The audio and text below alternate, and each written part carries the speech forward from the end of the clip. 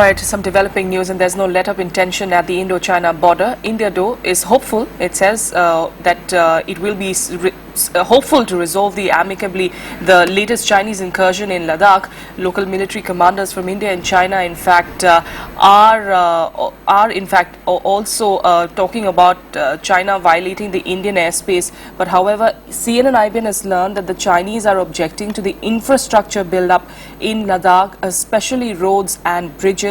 They also want Indian patrolling to stop before they move out.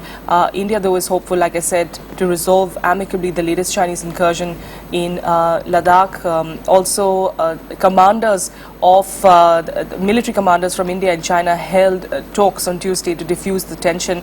The Ministry of External Affairs is trying to downplay the incident, saying that two sides are clarifying the alignment of the line of actual control and hope to resolve the issue peacefully. However, in the event of a face-off, India has no shortage of troops, but the Chinese too are present there in formidable numbers. In fact, here's a look at how the two countries stand in terms of troop deployment and infrastructure in the region. India has upgraded old airfields along the line of actual control in eastern Ladakh. These are the airfields of Daulat Beg Oldi and further south at Fukshe and Nyoma. All these airfields can take transport aircrafts and helicopters. There are about 70,000 troops, including the artillery regiments, which are deployed in Siachen as we speak and at the line of actual control in Ladakh. Also, the Air Force deploys fighter jets in Srinagar and elsewhere in the valley. But India's big failure is that there is virtually no road network or railways in the region.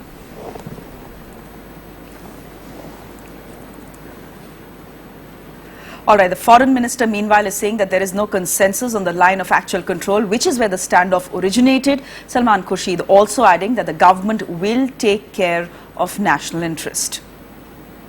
चीन और भारत के बीच में जो विकास हम लोगों ने अपने रिश्तों का किया है, उस पर पूरे पर प्रश्न चिन्ह लगाना उचित नहीं होता है. जो आवश्यक कार्रवाई है देश के हित में वो हम लोग कर रहे हैं.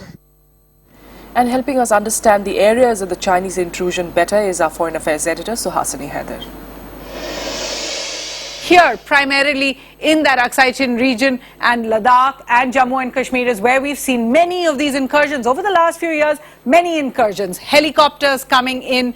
We've also seen Chinese troops coming in, painting rocks, as well as dropping food packets. But what makes this particular incursion more a cause of worry is that this is the first time Chinese troops have gone in quite so deeply. According to estimates, more than 10 kilometers in. This is when Chinese troops and Indian troops stand at about 20 kilometers off the line of actual control. The second point of worry really that the troops came in and stayed there. In the past, we've seen them coming in and moving out fairly quickly. And finally, this seems to coincide in a sense with China's aggression on other fronts. As we speak, there is in fact a Chinese flotilla heading towards the East China Sea islands, the Senkaku Islands, that Japan also claims.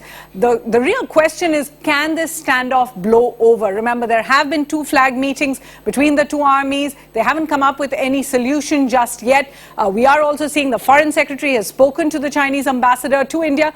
And of course, all of this happening in the run-up to the Chinese Premier Li Keqiang's visit expected to India next month. The question really, can these tensions blow over before then? It's certainly become a worrying situation, particularly for the Indian government.